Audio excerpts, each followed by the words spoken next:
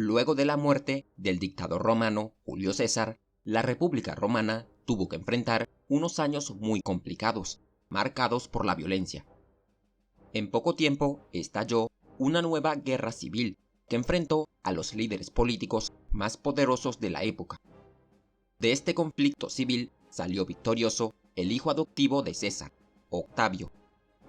Él, en el año 27 a.C., recibió el título de Augusto y se convirtió en el primer emperador de Roma. Pero Augusto no solo es recordado por ser el primero de los emperadores romanos, sino también por ser uno de los gobernantes más destacados del imperio.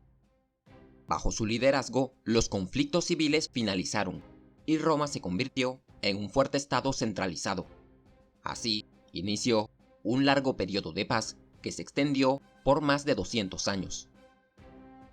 Al llegar al poder, el emperador se propuso crear un nuevo orden político. Augusto sabía que la única forma de satisfacer a la aristocracia romana era volviendo a las formas republicanas de gobierno, así que decidió restaurarlas. Sin embargo, esta restauración fue solo en apariencia, pues realmente Roma no volverá a ser una auténtica república. Aunque el nuevo orden político parecía estar encabezado por el emperador y el senado, en el fondo la balanza de poder se inclinaba a favor del emperador. Él tenía el derecho de proponer leyes y vetar cualquier asunto de interés público. Además, el emperador se aseguraba de que en las elecciones de los funcionarios de gobierno, sus candidatos fueran los electos. Este hecho provocó que el interés de los romanos por participar en las elecciones disminuyera. Pero esto no afectó a la reputación del emperador. Todo lo contrario, en su época Augusto era muy popular, pues él fue capaz de devolverle la paz a los romanos, terminando con las guerras civiles que por tanto tiempo habían amenazado la estabilidad de Roma. También el emperador Augusto creó un nuevo sistema para gobernar las provincias romanas. Varias localidades ahora estaban bajo la supervisión del emperador, quien nombraba a representantes conocidos como legados para gobernarlas. Estos legados pertenecían a la clase senatorial y cumplían con sus funciones durante el tiempo que decidiera el emperador. Además, los romanos contaron con la cooperación de las autoridades locales, quienes, a cambio de su servicio, recibían la ciudadanía romana. Todo esto permitió que el emperador obtuviera mayor control sobre los gobiernos provinciales romanos, y que estos se volvieran mucho más eficaces que durante la época de la República. Los grandes logros del emperador Augusto fueron posibles gracias a su brillante control sobre el poderoso ejército romano. El ejército era el encargado de mantener el orden, y además desempeñaba un papel social muy importante, ya que se convirtió en una forma de ascenso social para los funcionarios y reclutas de diferentes provincias del imperio.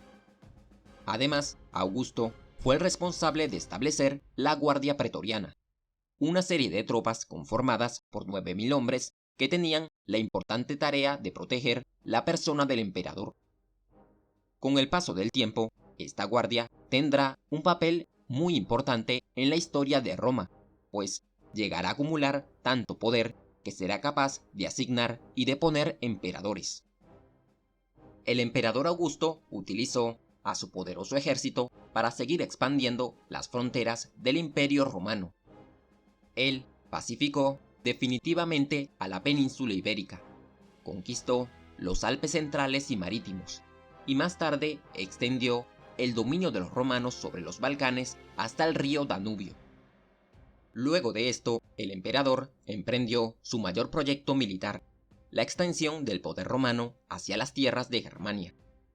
Los ejércitos romanos atravesaron el río Rin e intentaron someter a las tribus germánicas, pero muchas de estas tribus se resistieron. En esta época, los pueblos germánicos se habían familiarizado con las tácticas militares de los romanos. Por eso, en el año 9 después de Cristo, uno de los líderes de estas tribus, llamado Arminio, unió temporalmente a los germanos y consiguió derrotar a 3 legiones romanas en la batalla del bosque de Teutoburgo. Después de esta derrota, los romanos decidieron asegurar las fronteras de su imperio a lo largo del río Rin y desistieron de conquistar el resto de Germania. Por otro lado, Augusto no solo se preocupó por crear un novedoso orden político, sino también por llevar a cabo importantes reformas sociales. Por ejemplo, buscó fortalecer las prácticas religiosas, pues él consideraba que éstas eran fundamentales para la construcción de un Estado fuerte. Por eso, ordenó la reconstrucción de los santuarios que yacían en ruinas y la construcción de nuevos templos en honor a los dioses romanos. Además, el emperador estaba convencido de que la moral romana había sido corrompida durante los últimos años de la República. Así que propuso una serie de leyes para intentar resolver esta situación, reduciendo los gastos destinados a las festividades y convirtiendo el adulterio en delito.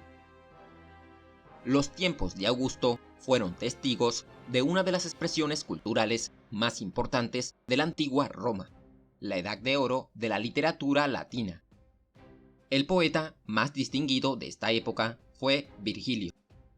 Él, a través de sus obras, buscaba vincular las tradiciones de la antigua Grecia con Roma. Además, en ellas resaltaba la importancia de ser responsable, leal y piadoso, valores que formaban parte del ideal cívico romano. Otro destacado poeta del periodo de Augusto fue Horacio. Él era un escritor muy sofisticado y crítico con las actitudes viciosas de su época. En sus sátiras abordó temas como la inmoralidad sexual, la codicia y la insatisfacción en el área laboral. El último gran poeta de la Edad de Oro fue Ovidio. Él pertenecía a un grupo de jóvenes privilegiados que se divertían ridiculizando los antiguos valores romanos. En sus obras parecía aplaudir la relajada moral sexual de las clases altas romanas, justamente en una época en la que el emperador buscaba promover lo contrario. Sus numerosos trabajos tendrán un gran valor artístico, tanto así que lograrán inspirar a los más importantes artistas y escritores de Occidente. Y hasta aquí llega nuestro recorrido por la historia de la época de Augusto, para muchos el más grande emperador de Roma. Pero, ¿y tú? ¿Qué es lo que piensas acerca de este famoso emperador? Escríbenos tu opinión abajo en los comentarios. Si te gustó el video, no olvides dejarnos un like y suscríbete al canal para que no te pierdas los próximos videos. Gracias y nos veremos en un siguiente recorrido por este cuaderno de historia.